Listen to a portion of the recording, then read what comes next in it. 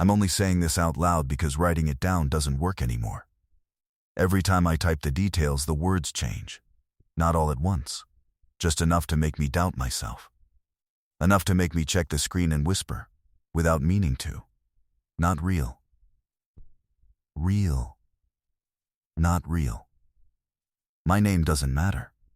If you're listening to this, then you already understand why. Names are how things find you. Names are handles, and once you've been handled, you don't come back the same. I work nights at Hartsfield-Jackson Atlanta International Airport. Not TSA. Not a cop. I'm not the guy with a uniform and a flashlight. I'm the guy behind the screens. The one who keeps the cameras alive.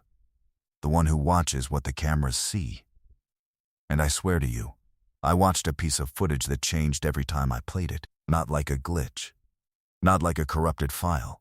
It changed like something was thinking. It changed like it remembered me. Before I tell you what happened, pause for a second. If you're watching this late at night, with the lights off, you're exactly where this story wants you. And if you're hearing this through headphones, I need you to take one ear off. Just for a moment. Just to make sure the room around you is still the room you recognize. Because this started with a simple video clip. And it ended with me realizing that the cameras don't just record. Sometimes, they return the stare. If you're new here, make sure you subscribe right now, because these stories don't get easier. They get deeper. And once we get past the first replay, there's no safe way to rewind. And comment below while you still feel normal. Where are you watching from? What country? What city? What room? Are you alone right now? I read the comments.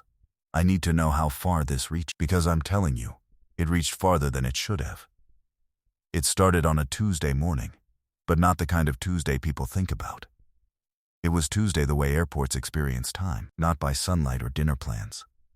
Airports don't measure hours. They measure delays, layovers, empty gates, and the slow collapse of the human body when it's awake too long. I was on the graveyard shift, like always. The Security Operations Center sits tucked away behind doors the public never sees. You could walk past it 100 times and never notice. Beige walls.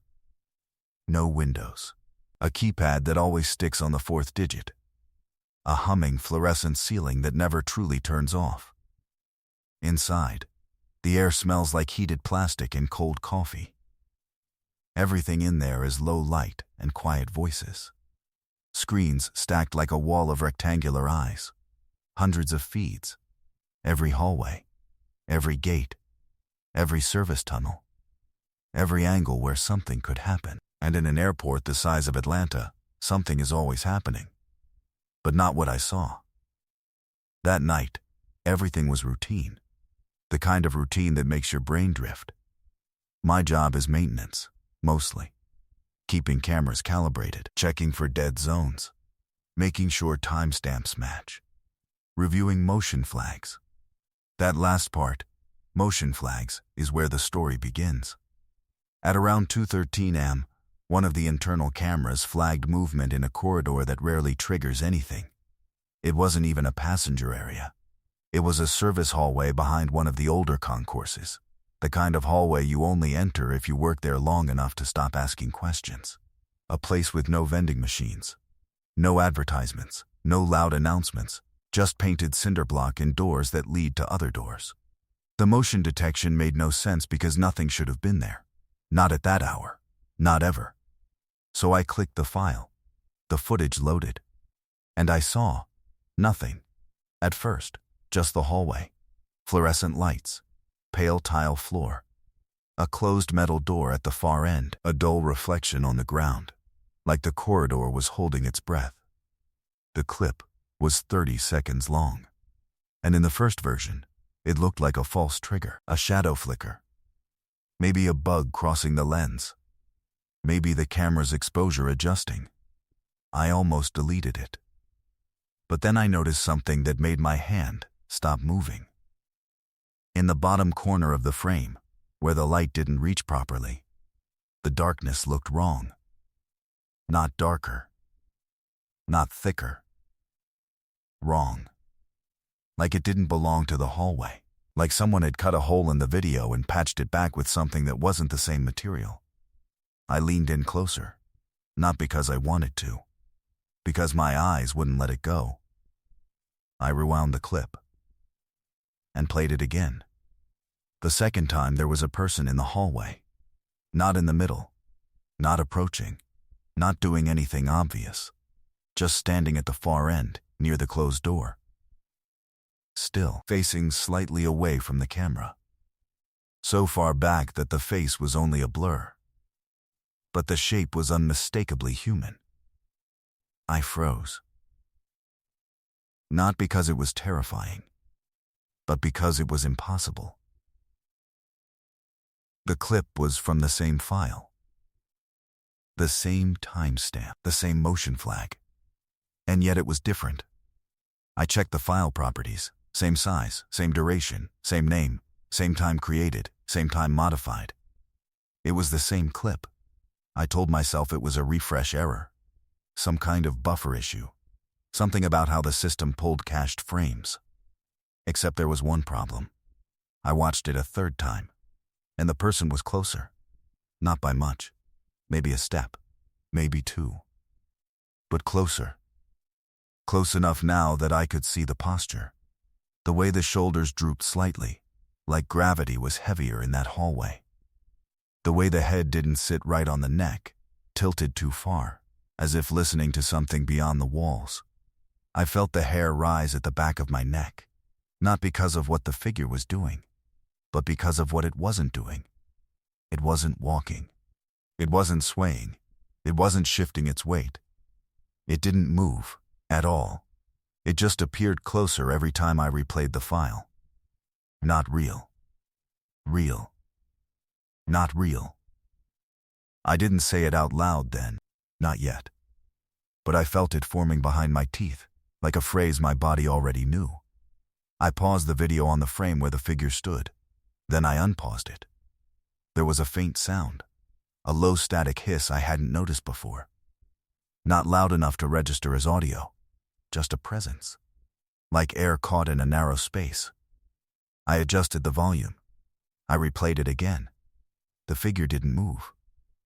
But the sound changed. It wasn't a hiss anymore. It was breath. I knew what breath sounded like in a microphone because I've listened to enough accidental recordings in my job. Someone leaning too close to a security desk mic. A tired guard exhaling. This sounded different. This sounded like the room was breathing, not the person. I leaned back in my chair. And I did the first smart thing I'd done all night. I copied the clip onto an external drive. I wanted proof. I needed a stable version. Something I could show someone else so they could tell me what I was seeing. The file transferred. I opened it on a second workstation. Different screen. Different system. Different player. And the clip was different again. This time, the hallway wasn't empty at the start. The figure was already halfway down the corridor, closer than any replay I'd seen. And it wasn't facing away anymore. It was angled toward the camera like it knew it was being moved. Like it knew it was being watched from somewhere else now. In the control room we have a saying. A stupid one. The kind of joke that keeps people from admitting how unsettling surveillance work can be. We say, the cameras see everything. But that night, sitting in that room full of screens, I realized something much worse. The cameras weren't just seeing, they were remembering. I stared at the monitor. Then I looked away, and when I looked back, the footage was still playing. But I didn't remember pressing play. The progress bar crept forward like it was alive. My throat felt dry. The air in the room felt warmer than it should have. The fluorescent lights above me buzzed softly, the same frequency as the lights in that hallway. And in the clip, in the hallway, the figure took up more of the frame than it had any right to. I rewound it again. And watched again. And it changed again. This time, the figure's head turned. Not fast. Not dramatic. Just enough to suggest attention. Just enough to suggest recognition. The blur that should have been a face sharpened for a second. And I saw something that didn't make sense. There were no features. No eyes. No nose. No mouth. Just smoothness where a face should be. Like someone had rubbed it out. And yet, I could feel it looking directly at me. I sat perfectly still. The control room around me seemed to fade into background noise, the wire of hard drives. The distant echo of a cart moving through a far hallway. A muted radio conversation from a guard I couldn't see. All of it felt far away. All of it felt less real than the clip. Not real. Real. Not real. I whispered it that time. Quietly. Like saying it would keep it true. Then the figure on screen did something that made my stomach drop so fast I thought I might vomit. It didn't move its arms. It didn't step forward. It didn't lunge. It didn't do anything cinematic. It simply raised its head, and the lights in the hallway dimmed, one by one, in a slow line toward the camera. As if the darkness was walking ahead of it. As if the video itself was making room. And just before the clip ended, right as the screen froze on the last frame, I saw the reflection on the tile floor. Not the hallway reflection. Not the overhead fluorescent glow. A reflection of something else. A faint shape behind the figure. A dark outline that looked like a doorway. Opening into nothing. The clip ended. The player looped back to the start. And without thinking, without choosing, I watched it again. And it was different. Again, I didn't report it right away. That's the part that keeps circling back in my head.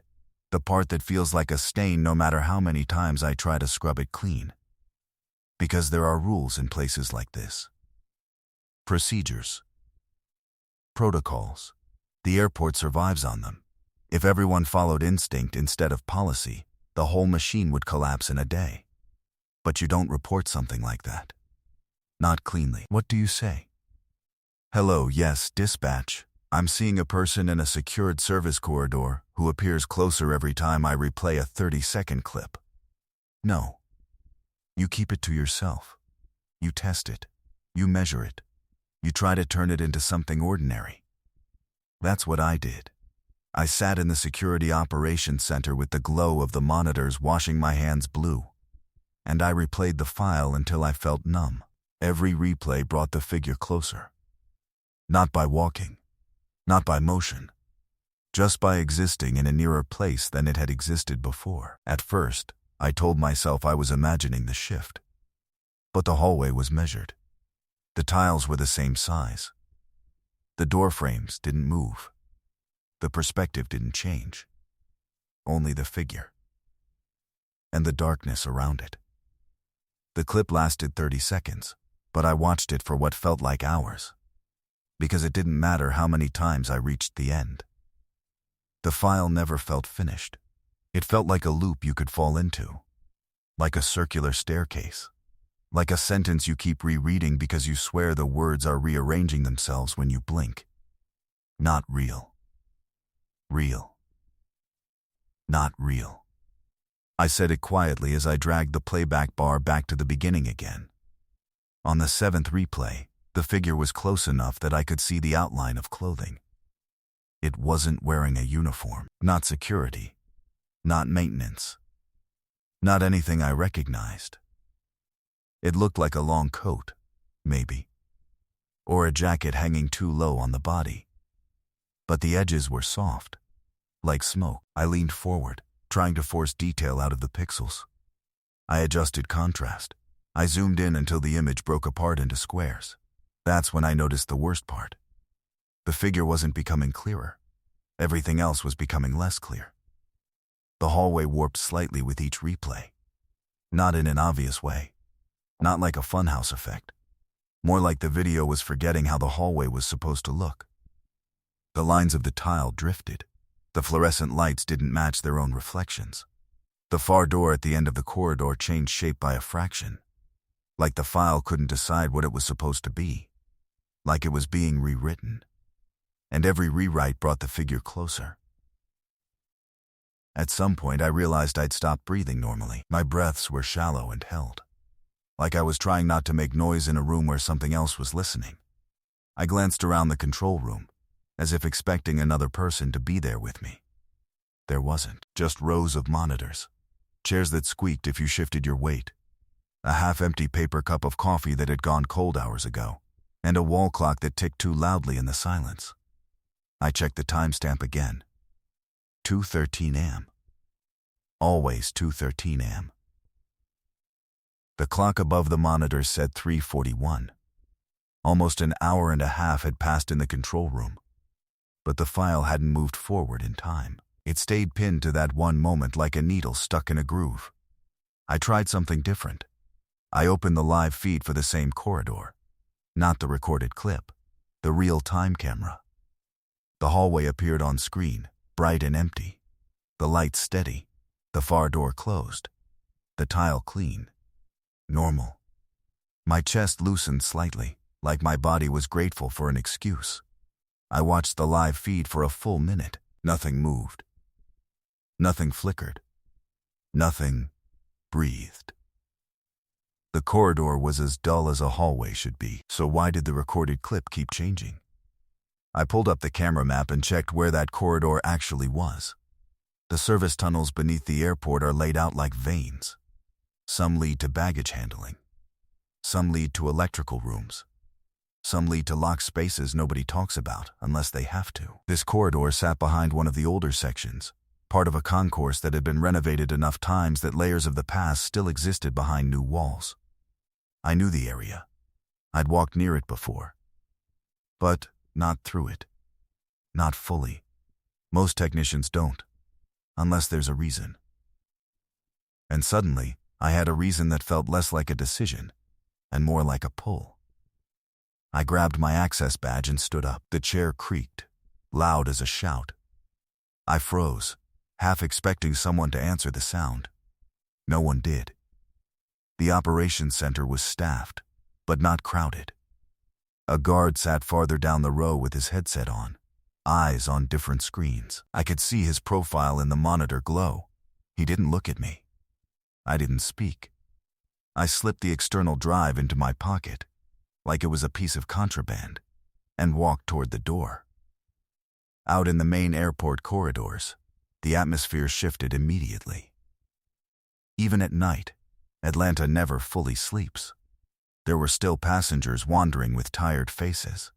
A few late arrivals, a few early departures. Polished floors gleamed under overhead lights. Cleaning crews moved in slow, efficient patterns, their machines humming softly. But the closer I got to the service access doors, the quieter everything became. Public noise doesn't follow you into employee-only spaces. It stops at the threshold like it's not allowed in. I swiped my badge at a gray door marked staff only, and the lock clicked open. The air on the other side smelled different. Less perfume and fast food. More dust. More metal. More cold concrete. The hallway beyond was narrower and less polished. Pipes ran along the ceiling. The lights were fluorescent strips that didn't quite illuminate the corners. I walked past stacked carts and a row of closed doors with stenciled numbers. And all the while, somewhere in the back of my mind, the clip replayed itself. 30 seconds. A corridor. A figure. Closer. Not real. Real. Not real. When I finally reached the corridor from the footage, my stomach clenched as if my body recognized it before my eyes did. It was the same hallway, same tile, same lights, same far door. And in real life, in front of me, it was empty. I stood there, listening. Airports have a sound even when they're quiet. A far-off rumble, a faint vibration, the building's heartbeat. But in this corridor, that background noise felt muted, The air was still. Even my footsteps sounded too sharp, too loud, like the hallway was amplifying them. I walked a few steps in. The lights above me buzzed softly, matching the buzz I'd heard in the footage. That same frequency, that same hum, like a thread connecting what I saw on screen to what I stood inside. I glanced up at the security camera mounted in the corner. A black dome. An eye. It stared down with no expression. For a moment I had the irrational thought that it was watching me differently than usual. Not recording. Not observing. Witnessing. I shook my head, trying to break the spiral. This was a corridor. A place, concrete and tile. Nothing supernatural. The clip had to be a technical glitch. A system error. A corrupted recording. I approached the far door at the end of the hallway. In the footage, the figure always started near that door. In real life, it was closed. Painted metal, with a handle that looked unused. A small sign beside it read "Restricted Access." No further explanation. I put my hand on the handle. It was colder than it should have been. I hesitated. Not because I feared what was behind it. Because I couldn't shake the feeling that the door was the wrong kind of door. Like it didn't belong in this building. Like it led somewhere that wasn't part of the airport's design. I turned the handle anyway. It didn't open. Locked, of course. I checked my badge. Swiped it on the panel beside the door. The panel beeped once, then flashed red. Access denied. That didn't make sense. I had clearance for most service areas. Not all. But enough that a door like this shouldn't stop me completely. I swiped again. Red. Again. Red. The third time, the panel didn't beep at all. It just went dark. I stared at it, annoyed, and tapped it lightly with my knuckles. Nothing. The hallway seemed to dim around me, just slightly. Like someone had lowered the brightness of the world by a notch. I stepped back from the door and looked up at the camera again. The dome stared down, reflecting the fluorescent strips in its curved surface. For a second, I saw something in that reflection that made my throat tighten. A movement behind me. Not in the hallway. Not a shadow. A shape, close. Too close. I spun around. The corridor was empty. My heart hammered hard enough that I could feel it in my ears. I stood there with my back to the locked door, listening for footsteps, for voices, for anything that proved I wasn't alone. Silence. Just the faint hum of the lights. I forced myself to breathe. Slow. Controlled. Not real. Real. Not real. I whispered it again, steadier this time, like saying it could pin reality in place. Then, from somewhere deeper in the building, I heard a sound. Not loud, not sudden. A soft click, like a door unlatching. It came from the direction of a side hallway branching off to my left. One I hadn't noticed at first, because the angle made it blend into the shadows. I turned my head toward it. The side corridor was darker, the lights dimmer. And at the far end of that side corridor, there was another door, slightly open, just a crack. I hadn't seen it before. I was sure I hadn't. The crack widened slowly, as if the door was settling on its hinges, or as if something behind it was pushing. I stood frozen, my hand hovering near my radio but not moving. Because in that moment, all I could think was this. That side corridor wasn't on any map, and the air flowing out of it wasn't airport air. It smelled old, like damp paper and dust, like a room that had been sealed for years. My mouth went dry. I backed away one step, then another. The crack in the door stopped widening. It held still, as if it was waiting to see what I would do next, and then the lights above me flickered once. Not a power surge, not a full blackout. Just a blink. A momentary interruption. Long enough that the hallway looked different when it returned. Long enough that the corners felt deeper. Long enough that, for the briefest second, I thought I saw the outline of someone standing in that dark side corridor. watching, not moving, not breathing, just existing in the gap. Then the lights steadied again, and the corridor looked empty. But the door at the end of the side hallway was still open, waiting, like an invitation, like a trap. I should have turned around. I should have walked back through the staff-only door, back into the normal airport noise, back into a world where corridors are just corridors, and doors stay closed unless someone opens them. But I didn't. Because the problem with fear is that it makes you want certainty. Even if the certainty hurts. Even if the certainty is worse than the doubt. And in that moment, standing under buzzing lights with that side door cracked open, I needed to know what had made it move. I took one step toward the side corridor, then another. My shoes sounded wrong on the tile, like the hallway was swallowing sound instead of reflecting it. The farther I walked, the quieter the world became behind me. The hum of the airport, the distant movement of cleaning crews, the faint echo of announcements far away, all of it faded until there was only the thin electric buzz above my head. That buzz didn't change in volume. It changed in texture. Like it was sharpening, like it was forming a shape. The side corridor was narrower than the main hallway.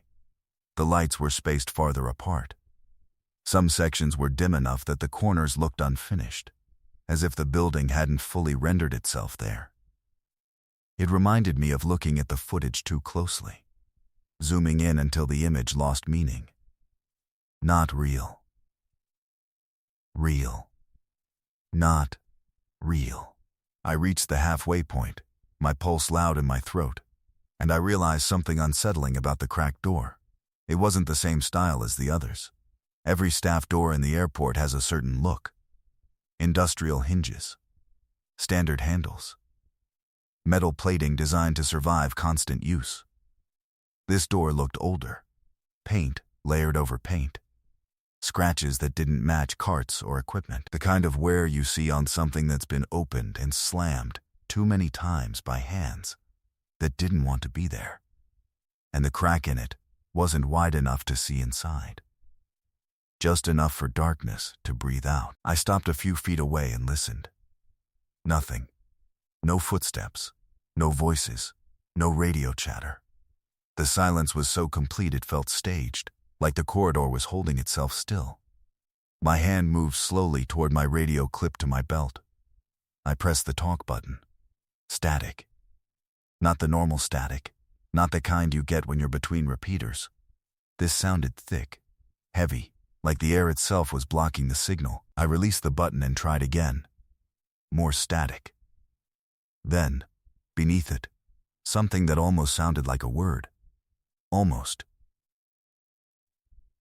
Not clear enough to swear to, but clear enough to make my skin tighten.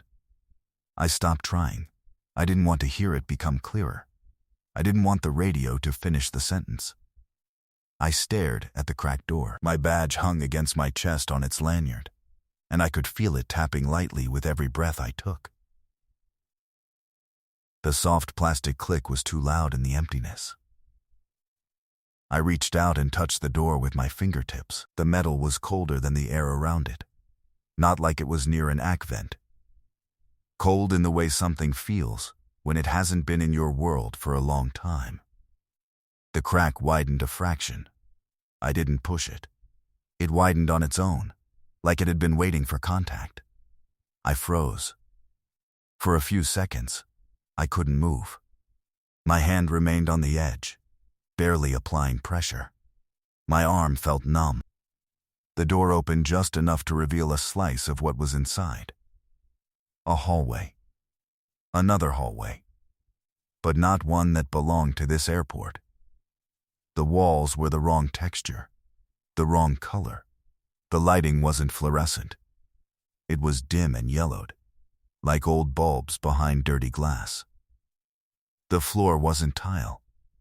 It looked like worn concrete, stained with time. And deeper inside, farther down, I could see something hanging from the ceiling. Not a sign, not a light fixture, something thin, Something that moved slightly, but not like it was swaying. More like it was breathing in place. My stomach dropped so hard I felt dizzy. I pulled my hand away and the door stopped opening. It stayed cracked, holding that thin view like an eye barely open. I whispered without thinking. "Hello?" The word fell dead in the air. No echo, no answer. But the corridor behind the door felt aware of it. The darkness seemed to tighten as if listening. I stood there, unable to step closer, unable to step away. Then, from behind me, from the main hallway I'd come from, I heard a faint beep, a soft electronic chirp. My head snapped toward it. The motion sensor, the camera, the one that had flagged the original clip. It was recording. I stared back down the corridor toward the main hallway. From where I stood, I could see the black dome camera in the corner at the far end, tiny and distant. The red indicator light on it was on. It hadn't been on before. That meant it had detected movement. That meant something in its view had changed. And I was standing in its view. I turned slowly, looking down at my own body, my own hands, as if I expected to find something wrong with them, like maybe I wasn't shaped correctly anymore. Then I looked back at the cracked door. The slice of hallway inside seemed darker, not because the lights had dimmed, because something had moved between me and the yellow glow deeper inside. A shadow passed across the crack. Tall, thin, not a person walking, a shape sliding through, like smoke being poured into a mold. I took a step backward. The cracked door didn't move. The hallway behind it held that sliver open, patient. I backed away another step, then another, my eyes flicking between the door and the distant camera. I wanted to run, but running in a place like this feels childish. It feels like admitting you've lost control. So I walked fast, controlled, silent. The farther I got from the cracked door, the louder the airport's distant hum became again, like sound returning as I left the edge of something. When I reached the main corridor, my chest loosened slightly. The locked restricted access door was still at the far end. The camera dome still watched from its corner. And the hallway, in real life, was empty. But I couldn't shake the feeling that the air had changed, that the corridor had accepted something. Like I'd opened a container and didn't close it properly. I hurried back toward the staff access door that led to the public airport space. My badge swung against my chest with each step. Halfway there, I stopped, because I could hear something behind me. Not footsteps, not voices, a faint scuff, a drag, like fabric brushing tile. I turned around. Nothing. The hallway was empty. I stared harder. And then I saw it. Not a figure. Not yet. A distortion at the far end, near the camera. A ripple in the air, like heat shimmer. Except the hallway wasn't hot. The ripple pulsed once, then steadied, and the fluorescent lights above it flickered in a slow line, one after another, toward me. I stood frozen, feeling my heart hammer against my ribs. The lights didn't go out. They simply dimmed, slightly, in sequence like something was moving beneath them. Approaching. Not real. Real. Not real. I backed up until my shoulders hit the staff door. I swiped my badge, nearly dropping it. The lock clicked. The door opened. I slipped through and pulled it shut behind me with a force that felt desperate. On the public side, the normal airport sounds rushed back in. A cart rolling somewhere. A distant murmur of voices. The faint beep of a scanner from far away. I leaned against the wall and stared at the door I'd just come through. My hands trembled slightly. I took the external drive out of my pocket and held it like proof of sanity. Then I realized something. If the footage changed every time I watched it, and the hallway reacted when I stepped into it, then the clip wasn't just a recording. It was a warning, or a map, or a doorway pretending to be a video file. I walked back to the operations center without looking at any cameras on the way. because I couldn't shake the fear that if I met my own reflection in one of those dark domes, I might not recognize what was looking back. When I got back to the Security Operations Center, the room felt different. Same dim lighting, same rows of monitors, same stale coffee smell trapped in the vents. But it felt like returning to a place after someone's been in your house. Nothing moved. Nothing looked out of place. Yet the air carried the quiet certainty that something had shifted while you were gone. I slipped into my chair and woke the workstation screen with a tap. The live feeds were still cycling. The guard at the far end of the room still stared forward with his headset on. He didn't look over. He didn't ask where I'd been. Maybe he didn't notice. Or maybe he had noticed and decided not to know. I pulled up the camera index and located the corridor again. The live feed remained normal. Bright. Empty. The far door closed. No side corridor visible from that angle. It looked harmless in the way a knife looks harmless when it's lying still. I opened the recorded clip file again. The one I'd copied. My fingers hovered over the mouse for a long moment before I clicked play. I wanted to stop. I could feel it. The thin inner voice that said, "Just leave it alone. Just make an incident report and let someone else deal with it. Just pretend you never saw it." But I clicked anyway. The hallway appeared. And immediately, I knew it had changed. The clip didn't begin with emptiness anymore. The figure was present from the first second now, standing closer than it ever had before, almost halfway down the corridor. It took up a bigger portion of the frame, as if the camera had zoomed in overnight. But the camera angle hadn't changed. The file wasn't longer. The only thing that changed was what it wanted to show me. The lights in the hallway buzzed louder through the speakers, a thin electric whine that prickled at the base of my skull. I lowered the volume, and the sound didn't fully go away. It still seemed to exist faintly, like it was coming from inside the room, rather than the monitor. I watched the figure without blinking.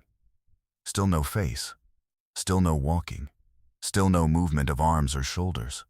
Just that slow, awful closeness, like the distance between it and the camera had already been negotiated. My mouth went dry. Not real. Real. Not real. I didn't whisper it this time. I thought it, like thinking it might be safer than saying it out loud. The clip played to the end. The last frame froze. The figure stood under a dim patch of light, its head slightly lifted, like it was listening. Then the file looped. And on the loop, it was closer again. This time, the figure's outline looked sharper. Not clearer in the way a person becomes clearer. Sharper in the way a cut becomes sharper when the blade presses deeper. The hallway behind it looked wrong too. The far door at the end no longer matched the live feed door. It was wider now, taller. The sign beside it was missing. The walls looked stained, as if time had leaked into the pixels. I paused the footage and zoomed in on the figure's upper body. The clothing looked like a coat, but not fabric. Not properly. It clung in unnatural folds. Then I noticed something in the shoulder area. A patch. A badge shape. My heart thumped hard once. I zoomed in further. The patch wasn't readable, but the shape looked familiar. Not SA, not police. It looked like airport staff. Like the kind baggage handlers wear. Maintenance. Security support. The kind of uniform you don't notice until it's missing. I unpaused the clip. The figure didn't move, but something appeared beside it. A second shape. Small. Low to the ground. I leaned forward, squinting. At first it looked like a shadow thrown by the figure, but shadows don't behave like that. This one detached from the body and stretched backward, like it was reaching toward the far door. Then it twitched. A tiny movement, like fingers curling. I slapped pause again so fast the mouse skidded on the desk. The second shape froze in mid-stretch, halfway between a shadow and a hand. My skin went cold. That was new. The footage was adding things, not random artifacts, not compression smears. Details. A body, A uniform patch. A reaching motion.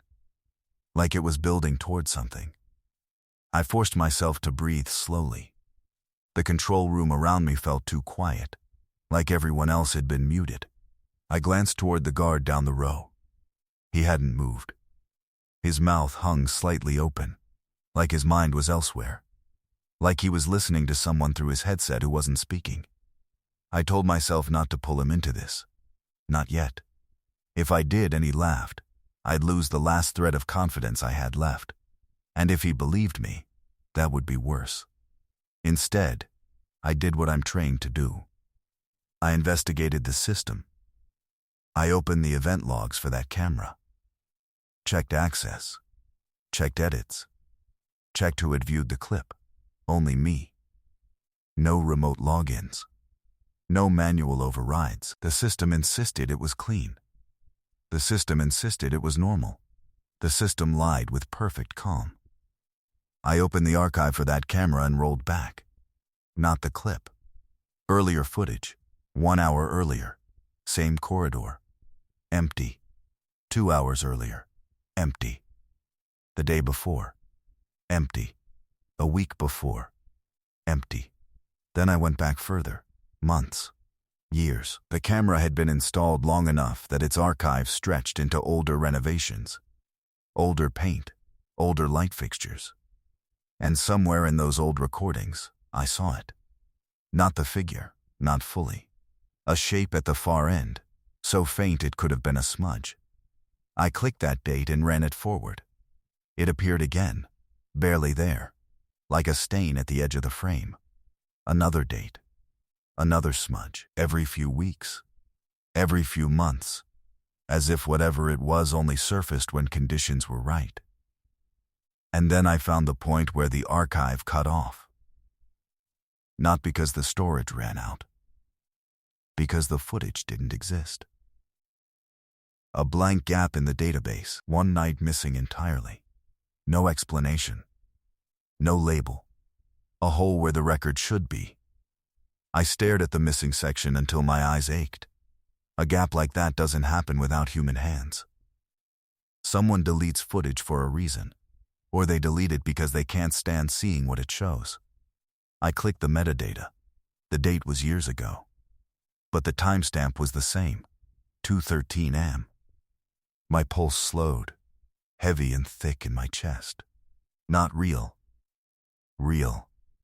Not real. The phrase returned, not as comfort, but as a rhythm. I tried to search the internal incident records. Most of those are boring. Lost luggage, unauthorized entry, people sleeping in wrong places. Nothing that matches a changing clip. But then I found a note tied to that corridor. Not an official report, a staff entry buried in maintenance logs. Written like someone was trying to say it without saying it. It mentioned a service tunnel access issue and a camera anomaly. And one line stood out: do not replay flagged footage more than once. I read it twice, then 3 times. It didn't feel like a guideline. It felt like a rule someone learned the hard way. I stared at the monitor where the clip sat paused on the faceless figure and the stretched shadow hand beside it. The file waited, and I realized the most terrifying part wasn't that the footage changed. It was that it changed toward me.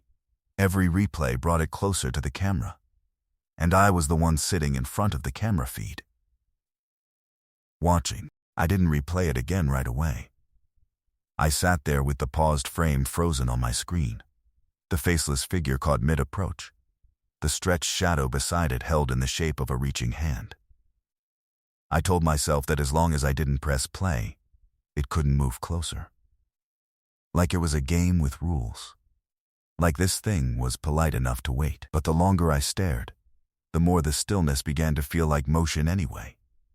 My eyes kept trying to make sense out of the blank face. My brain kept insisting it saw something where nothing existed. Not real. Real. Not real. I looked down at my hands on the desk and found them trembling in small, controlled shakes. Not the kind you get from cold, the kind you get from standing too close to a ledge and realizing your body already knows what falling would feel like. I shut the clip window. The screen returned to the camera grid. Dozens of live feeds, flickering between gates, corridors, stairwells, baggage belts. Normal. The control room breathed again. I reached for my coffee cup, then remembered it was cold and didn't bother. Instead, I stood up and walked toward the small server closet attached to our station. It was always locked, always warm, the kind of room that feels like the inside of a machine. I swiped my badge. The lock opened. Heat rolled out onto my face. Inside, stacks of equipment hummed quietly, hard drives blinking in patterns. This is where the footage lived, where it rested, where it waited. If this was a technical issue, it would show itself here. I checked the recording unit that stored the service corridor feed. All green. No alerts. No high-temperature warnings.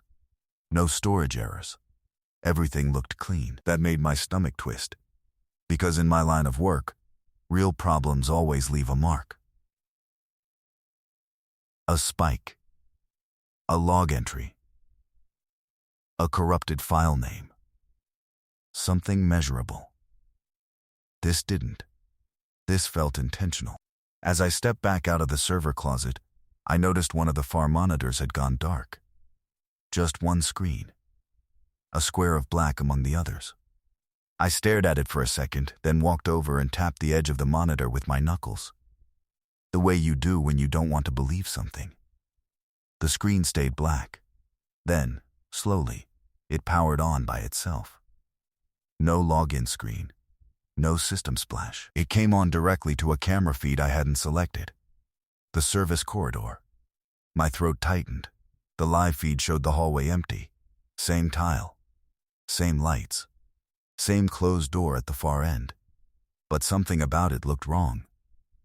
The lights seemed slightly dimmer than before. Like the camera exposure had adjusted, but the brightness never settled into normal. I leaned closer. Then I noticed a detail that hadn't been there earlier. At the far end of the hallway, near the base of the locked door, there was a dark smear on the tile floor. Not a stain. Exactly. It looked like a scuff, like something heavy had been dragged. I held my breath, trying to figure out whether it was new or if I'd simply never noticed it before. The corridor remained still. And then the lights flickered. Not all at once. One by one, moving down the hallway toward the camera, exactly like before. Except this time, the hallway wasn't recorded footage. This was live. The flicker reached the midpoint of the corridor and stopped. The lights steadied.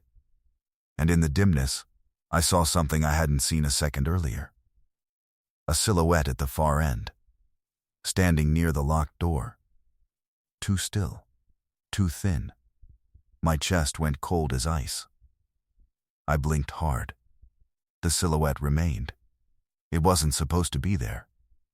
No motion alert sounded. No warning. It had simply appeared in the hallway like the corridor had remembered it into existence. I stepped back, nearly bumping into another chair. I looked around the control room for someone to confirm I wasn't losing my mind. The guard in the headset was still there, but now his head was turned slightly, as if he was listening harder. Not to the room, to something in his ear. His lips moved once, silently, without sound. Then he nodded, a slow nod, like someone had answered him. I walked toward him, my heart slamming against my ribs. "Hey," I said, trying to keep my voice low.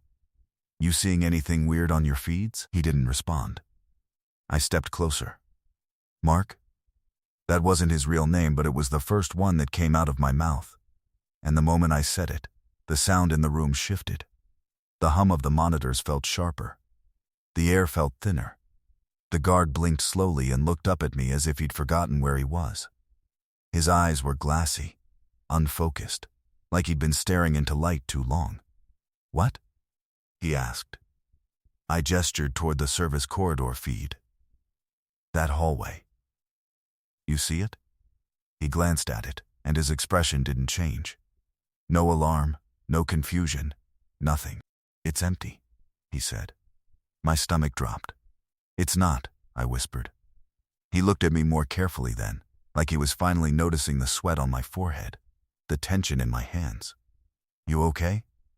He asked, but the words sounded distant, like he'd already stepped away in his mind. I didn't answer him. I turned back to the monitor. The silhouette was still there. Then, in the span of one blink, it was closer. Not moved, just closer. Like the recorded footage had bled into the live feed. Not real. Real. Not real. I pressed my palm against the edge of the desk to steady myself. The cold metal grounded me for half a second. Then the silhouette did something it hadn't done before. Its head tilted, and the live feed audio, which should have been silent, cracked faintly through the speakers. A soft sound, like air through teeth, almost a laugh. My breath caught. I reached for the mouse and clicked on the feed, enlarging it. The hallway filled the screen. The silhouette stood closer now, near the midpoint, directly beneath a flickering light. Still faceless, still wrong. And then, behind it, the locked door at the far end opened. Not wide, just a crack. The same kind of crack I'd seen in the side corridor earlier. Darkness spilled out, thicker than shadow. The silhouette didn't turn toward it. It didn't need to. It stood like a barrier, or a guard, or a warning. And from the crack in the door, something breathed. Not into the microphone, into the hallway itself. The silhouette took another impossible step closer without moving, and as it did, the image on the screen warped slightly, as if the camera lens couldn't hold reality steady anymore. I pulled back from the monitor, my pulse roaring in my ears. This wasn't a file changing on replay. This was the airport changing while I watched. And in that moment, I understood the rule written in the maintenance logs.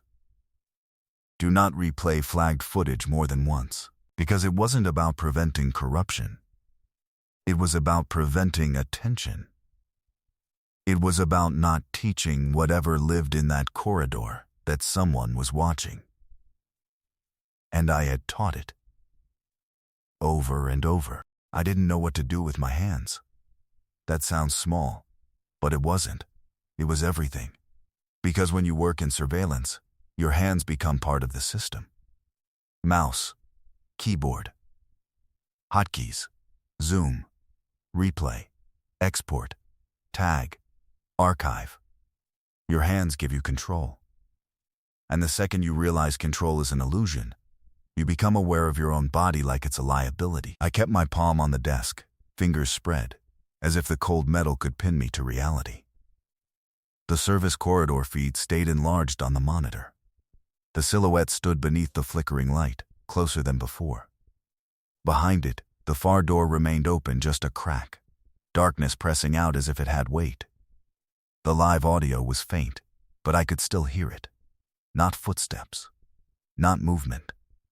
Breathing, slow, steady, like something sleeping in a place it didn't belong. I forced myself to shrink the feed back into the grid. I didn't want to give it the center of the screen anymore. I didn't want to show it I was paying attention. But even in the grid view, even smaller, it was there. A thin vertical stain in the bright hallway. I looked at the other cameras, trying to pretend the airport was still normal. Gate areas, mostly empty. A couple passengers sleeping in chairs. A cleaner pushing a cart. A security checkpoint quiet and still. Normal, normal, normal. Until it wasn't. One by one, small things started appearing on other feeds. Not dramatic things. Not clear shapes. A shadow too tall in a stairwell. A dark blur behind a baggage belt. A flicker in a corridor that should have been empty.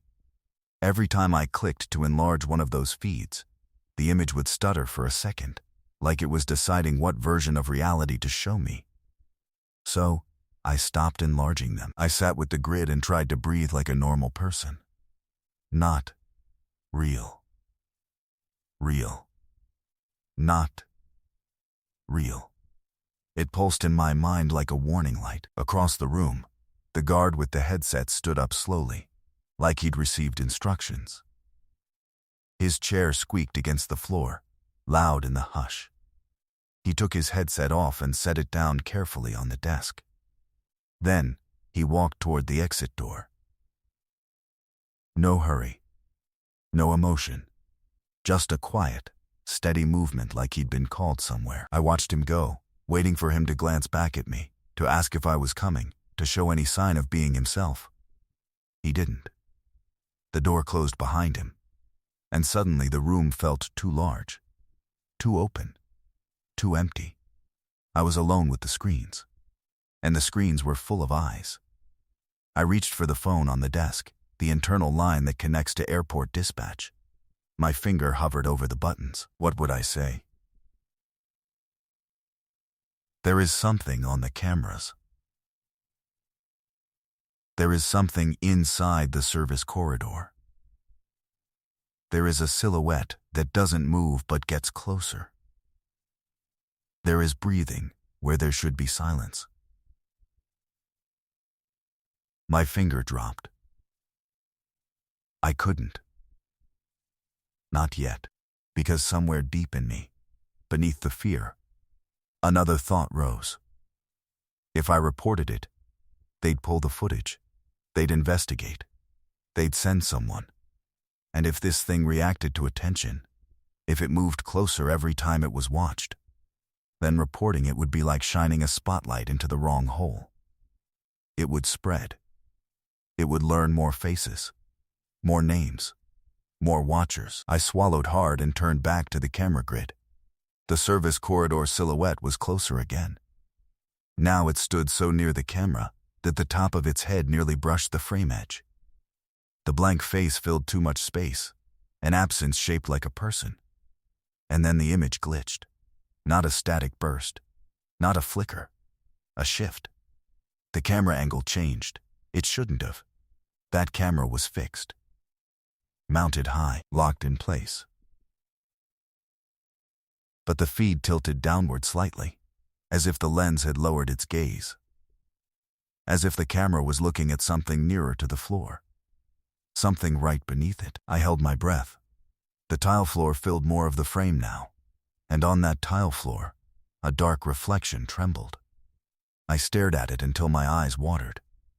The reflection wasn't the silhouette. It wasn't the hallway. It was a different space entirely. A room with dim blue light. Rows of monitors. A desk. A chair. My chair. The control room. I leaned back so hard my spine hit the chair rest. The feed was showing the corridor, but in the corridor's reflection it was showing me. Or something shaped like me. A person seated at a workstation, shoulders slightly hunched, head tilted forward toward the screens.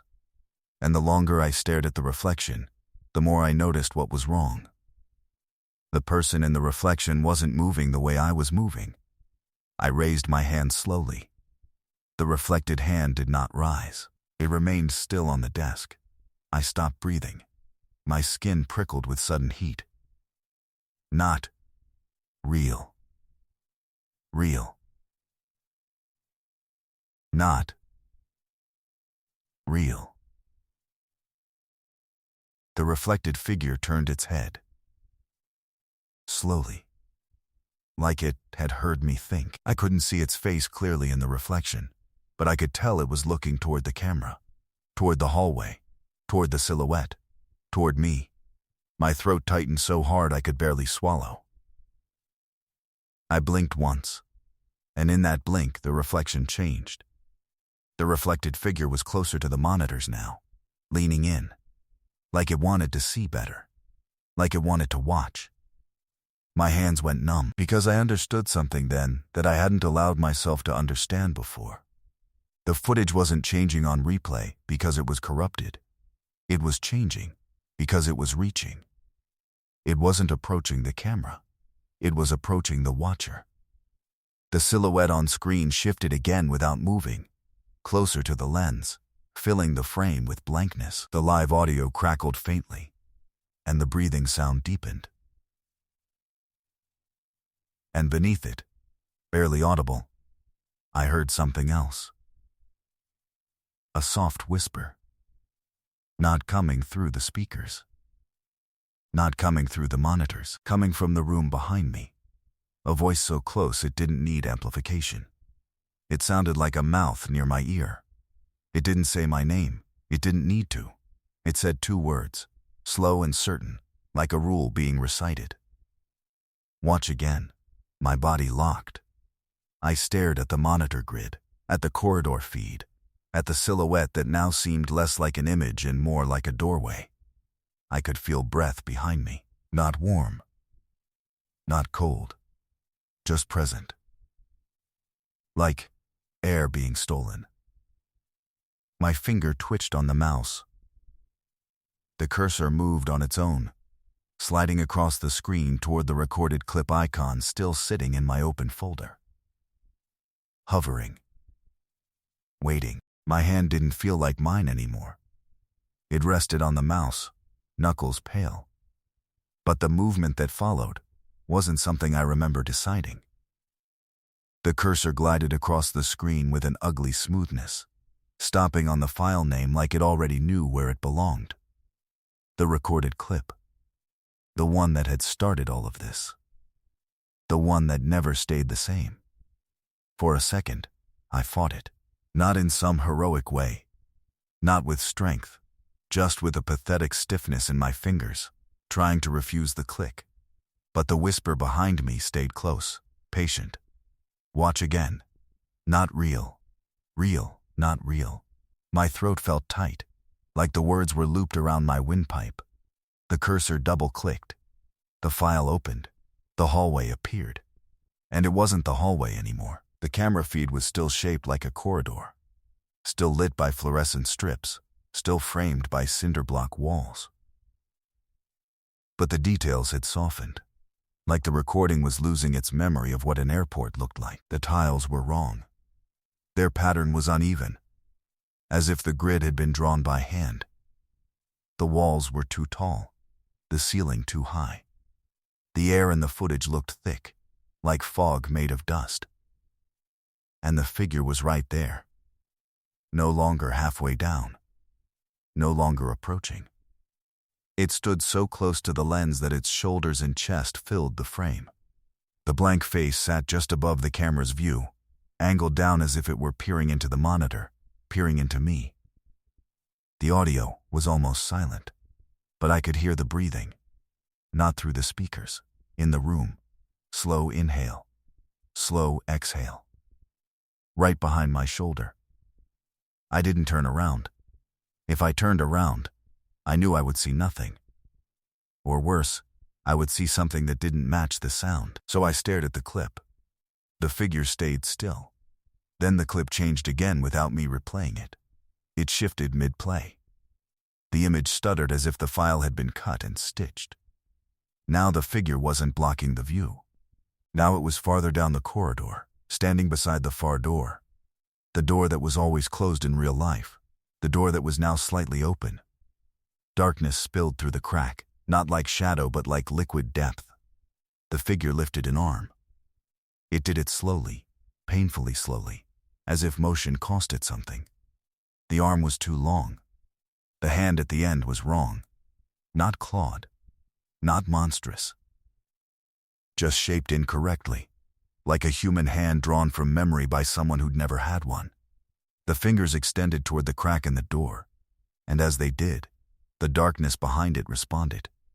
It pressed forward. The crack widened a fraction, and something inside shifted, as if something had leaned closer from the other side. I felt my stomach drop. My chair creaked beneath me, a small sound I couldn't control. The figure's head tilted. And the next moment, the footage changed again. This time, the camera angle was different. It wasn't the service corridor anymore. It was the control room, my control room. Same rows of monitors. Same desk. Same chair. And there I was, sitting exactly where I sat now.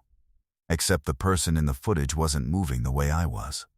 Its head was angled slightly, as if it was listening for something I couldn't hear. I watched myself on screen lift my hand. Slowly. The hand rose toward my own face in the footage, palm open, fingers spread like someone feeling for heat. Then the hand pressed against the screen, against the glass, against the place where the watcher lives. My real hand stayed on the mouse, frozen. But the hand in the footage pushed harder, flattening as if it could press through. The monitors behind the recorded version of me flickered in sequence, one after another, like blinking eyes.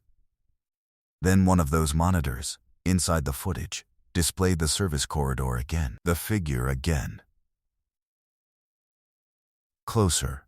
Again. It was layered now. Footage inside footage, like nested rooms. And in the deepest layer, the far door opened wider. Just enough to reveal a hallway beyond it. A hallway that looked like the side corridor I'd found earlier. Dim yellow light, old concrete. The sense of a place forgotten on purpose. My breath shuddered out of me without permission. Not real. Real. Not real. The phrase didn't soothe anything now. It only proved my mind was breaking in the same rhythm as the I forced my eyes away from the screen and looked at the darkened monitor that had turned on by itself earlier. It was on again, showing the live service corridor. The silhouette was no longer near the far door. It was directly beneath the camera now. So close that the feed captured only the top of its head and shoulders, as if it were standing right under the lens and staring straight up into it. And then, something worse happened.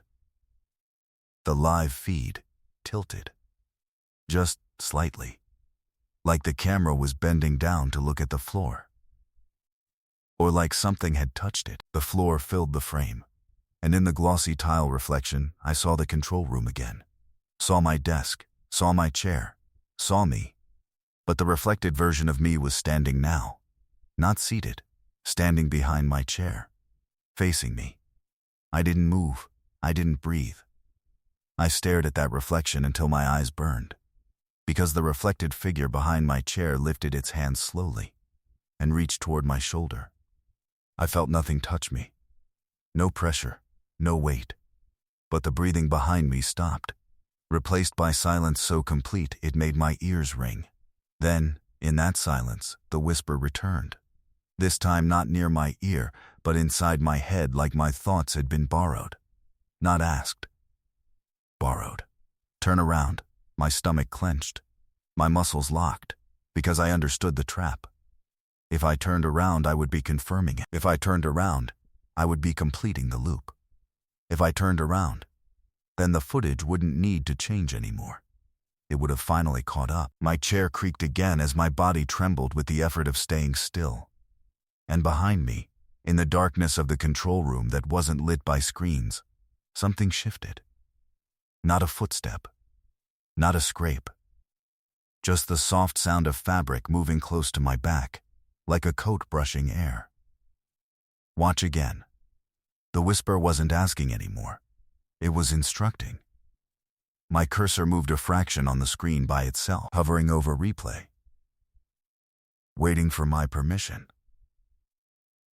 Or pretending it needed it. I didn't press replay. Not at first.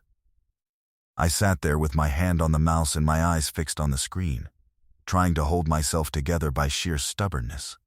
Like if I refused long enough, something would get bored and leave. That's what you tell yourself in the dark. That fear is a visitor. That it has limits. That it can only stand in the doorway for so long before it turns around and walks away. But the problem is, this wasn't fear. It was attention. And attention doesn't leave when you ignore it. It waits. The monitor grid flickered again. Not all of them. Just the ones that mattered. A stairwell feed went dim for a half second. A service tunnel feed shimmered like heat. The corridor feed tightened its contrast, sharpening shadows at the edges. as if the airport itself was leaning closer to watch me back. The whisper behind me didn't return. That was worse, because when something stops speaking, it doesn't mean it's gone. It means it's close enough not to need words. Not real, real. Not real. I mouthed it silently, lips barely moving. My mind tried to build a plan. Something professional. Something reasonable. Pull the storage drive. Shut down the workstation. Power cycle the unit. Force the system offline. But my body wouldn't cooperate. Every option involved standing up, turning away from the screens, exposing my back to the room. And the room had already proven it could be different behind me than it was in front of me. I swallowed, throat scraping dry. Then I heard the sound of the exit door opening. A soft click. A shift in air. I turned my eyes, just slightly, toward the reflection in the black bezel of the monitor. Someone was standing in the doorway. For one breath, I felt relief. A person. A human shape. Then the shape stepped forward into the dim blue light, and relief drained out of me like water through a cracked cup. It was the guard, the one who'd walked out earlier. But he wasn't walking the way he had before. His steps were too measured, too quiet, like he'd practiced being silent. His face was slack, unfocused, eyes half-lidded as if he wasn't fully awake. His hands hung at his sides, fingers loose and pale. He didn't look at me. He looked at the monitors. And then he smiled. Not wide. Not friendly. Just the faintest upturn, like something inside him recognized the screens the way you recognize a familiar I whispered his name again. The real one this time. I won't say it here. His head turned toward me slowly. His eyes met mine. And I realized he wasn't seeing me. Not as me. His lips moved. No sound came out. Then he lifted one hand and pointed at the monitor where the service corridor feed still sat. His finger didn't shake. His posture didn't waver. He held the point like a command. And then, behind him, the exit door eased shut by itself. No slam. No latch. Just a quiet closing. Like the building had finished sealing something in. My heart thudded once. Heavy. I looked back at the corridor feed. The silhouette beneath the camera was gone. The hallway looked empty again. And that emptiness, after everything, was the most frightening thing I'd seen all night. Because it meant it had moved. It meant it didn't need that hallway anymore. It meant it had learned the way here. The guard took a slow step closer to my desk. I watched his reflection in the monitor, too afraid to look at him directly. His shoes made no sound on the floor. He stopped behind my chair. I felt the air change there. The faint warmth of another body, too close. But it wasn't warm like a person should be. It was cold. A steady, patient cold. And then he spoke, very softly, in a voice that didn't match his mouth. Watch again. The words weren't loud. They didn't need to be. My hand tightened on the mouse without permission. The cursor glided upward on the screen, smooth as oil. Hovering over the recorded clip. Hovering over replay. I tried to pull my hand away. My fingers didn't listen. Not real. Real. Not real. It looped through my mind like a failing alarm. The guard leaned closer behind me, close enough that I could feel his breath. Except it wasn't breath. It didn't rise and fall like a living thing. It was a steady exhale that never ended, like air leaving a vent. My cursor clicked. The clip opened. The corridor appeared. Only it wasn't the corridor. It was the control room again. The camera angle was wrong, like it was filmed from a ceiling corner I knew didn't exist. The image wavered, grainy and dull, like an old recording. And there I was in the clip, sitting in my chair, the guard behind me, both of us framed in the blue glow of monitors. I watched myself on screen sit perfectly still while the guard's hand rose slowly, gently, and settled onto my shoulder. In the footage, my head tilted as if responding to touch. In real life, I felt nothing. No pressure. No hand. Just the absence of space, as if the air behind me had thickened into a shape. In the clip, the guard leaned down and whispered into my ear. In real life, the whisper came from inside my own skull. Turn around. My eyes locked on the screen. In the footage, I turned. My head rotated toward the camera, toward the watcher, toward you. But when my face came into view on screen, it wasn't my face. It was smoothed blank, rubbed away, as if someone had wiped my identity clean and left only skin. I made a sound then, a small noise in my throat. Not a scream, just the involuntary sound a body makes when it realizes it's been replaced. The clip stuttered. The control room and the footage warped and stretched, the rows of monitors bending like a spine. One of the screens in the clip showed the service corridor again, except the corridor was different now. The far door stood wide open, and beyond it was that yellow-lit hallway. The old hallway. The one that smelled like damp paper and dust. And at the end of that hallway, far away, a shape stood watching. Still. Waiting. The clip jumped again. Now it showed me standing beneath the service corridor camera, staring up at it. Still. Blank-faced. My own body, repurposed into a figure. I tried to breathe, but my lungs refused the air. My hands were numb. My spine felt frozen in place. And somewhere behind me, in the real control room, the guard exhaled that endless, vent-like breath. I could feel him smiling without hearing it. The cursor moved again, dragged the playback bar backward, rewinding, without my input, without my permission. The clip restarted, and this time, it began with the corridor empty. For a single second, then the figure appeared close to the camera, so close its blank face filled the frame. And in that blankness, for just a flicker, I saw something. Not eyes, not a mouth, but a suggestion. The faint impression of features trying to form. Like wet clay being shaped. The clip ended abruptly. The screen went black for half a second. Then the grid returned. All feeds normal again. All hallways empty. All lights steady.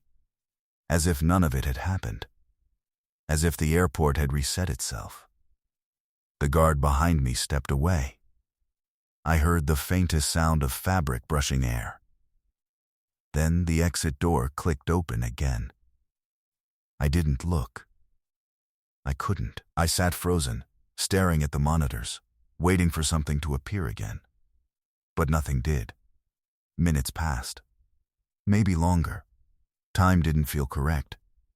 Eventually, my hand loosened on the mouse, fingers aching from the grip. I blinked slowly, eyes burning, and tried to convince my mind that it was over. That the footage was gone. That the corridor was empty. That the rule had been broken but the consequence had stopped. Not real. Real. Not real. I whispered it again, weaker now. Then I noticed something. On the desk. A fresh file folder icon. It hadn't been there earlier. No label at first, just a new item, sitting on the desktop like it had always belonged. My stomach tightened. I moved the cursor toward it. Hovering. The name resolved into text, one letter at a time. Playback_213 AM. I didn't open it. I swear I didn't. But the file highlighted anyway, like something had selected it for me. And beneath the file name, a detail appeared. Timestamp tomorrow. A date that hadn't happened yet. My mouth went dry again. I stared at it until my eyes blurred. And in the reflection of the monitor, in the dark glass where my face should have been, I thought I saw a faint smoothness. like my features were beginning to soften, like the system was still rendering me, still editing me, still deciding what version of me belonged in the footage. The last thing I remember clearly is reaching for the power button under the desk, not to shut the monitors off, to shut myself off. But my finger never made it. Because the whisper returned one final time, so close it felt like my own thought, so calm it felt like instruction. Again. And my cursor moved. And the screen,